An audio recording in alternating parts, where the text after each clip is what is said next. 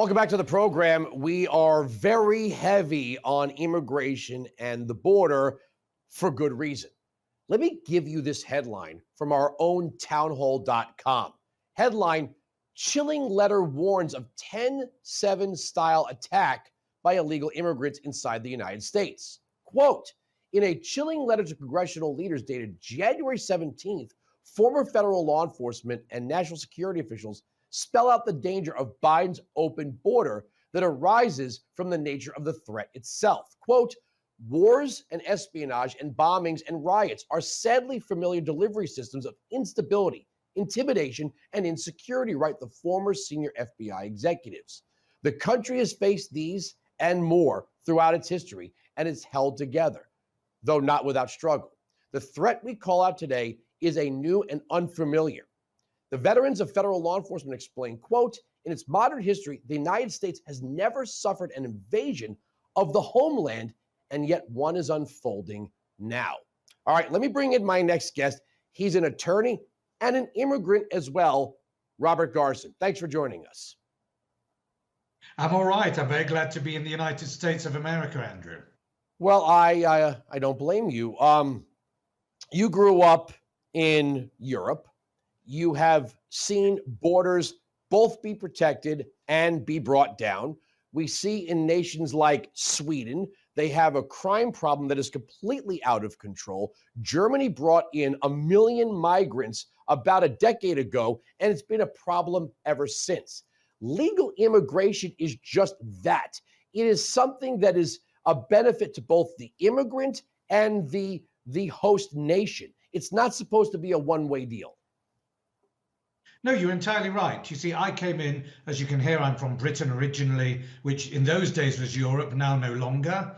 And I came in through legal channels. I must tell you, when during the last cycle of the election, or when Donald Trump was originally going to be elected in, and he spoke about the wall, I didn't understand what was going on, being somebody from abroad, because I was speaking to my friends and saying, what's wrong with the wall? It's just a large fence, isn't it? You must have a fence along the southern border. And people said to me, no, we don't. And I said, what do you mean you don't have a fence? You can't just have open borders without people not knowing who's coming in, when they're coming in, how they're coming in, without doing background checks. Do you know the levels of checks that I had to come through to become a legal immigrant? First obviously a green card holder, and then a passport holder later on, from blood tests to background checks to everything that goes along the way. And I was quite happy to do it so that I could live within the United States of America. Talk to me about the state of culture in England and London specifically. Look, when you have a small number of people who may be refugees, asylum seekers, or people who are seen as productive and based on merit deserve a chance to become part of your society, that's one thing. But if you begin to import people who tend to congregate only among themselves, who maintain every facet of their culture and language, and do not even seek to become part of the society they sought to be a part of, or that might not make the society they sought to enter, but not become a part of, to be on the fringes, perhaps even receiving the dole. What does that do when those people generationally do not integrate into society? Well, the society breaks down.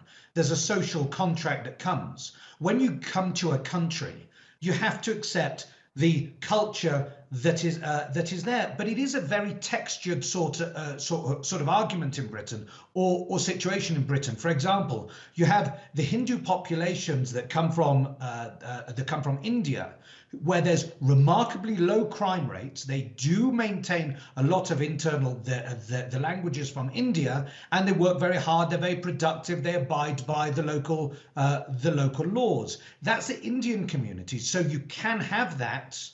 Where you have a very nice admixture.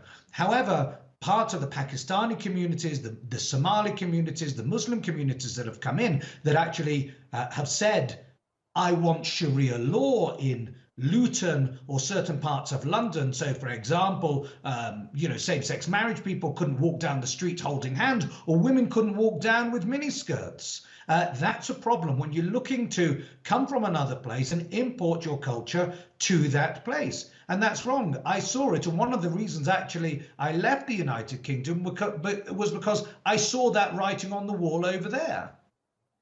What do you see here? I see a very divided country at the moment. There are different pockets and different states. I used to live in New York.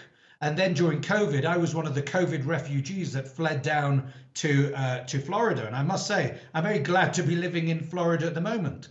I see a country where people don't understand what's going on in Europe, and they cannot see the writing on the wall. Look, we've had within universities, unfortunately, certain courses that have been taught that have been particularly anti-American, that are seeking to erode what is great about America and has made America one of the most brilliant countries to come and live in. There's a reason why I came to live in America. There's a reason why other people come to live in America, and that's to make a better life for yourself, for your family, and to contribute to society.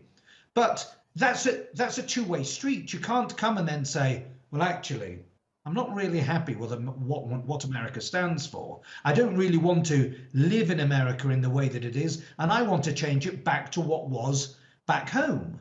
Because, frankly, that's not the way it works. I think America needs to regain its soul. It needs to regain its pride.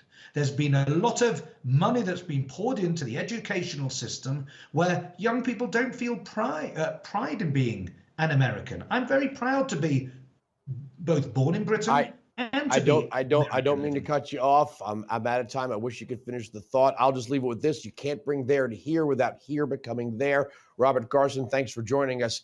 All right, coming up next is my argument. We're going to be heavy on the border today. More Wilkow after the break.